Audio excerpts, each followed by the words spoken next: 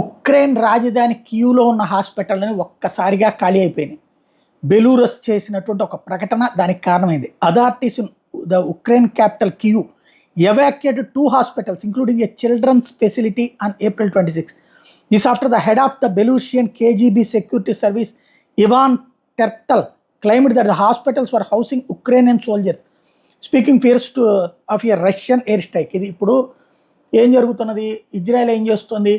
Hamas వాళ్ళకి సంబంధించి హాస్పిటళ్లలో ఉన్నారు, ఏది తీవ్రవాదులు అని చెప్పి దాడులు ఎట్ట చేస్తుందో అట్లాగే రష్యా అధ్యక్షుడు పుతిన్కి మిత్రుడైనటువంటి బెలూరస్ అధ్యక్షుడు తాజాగా ప్రకటన చేశాడు.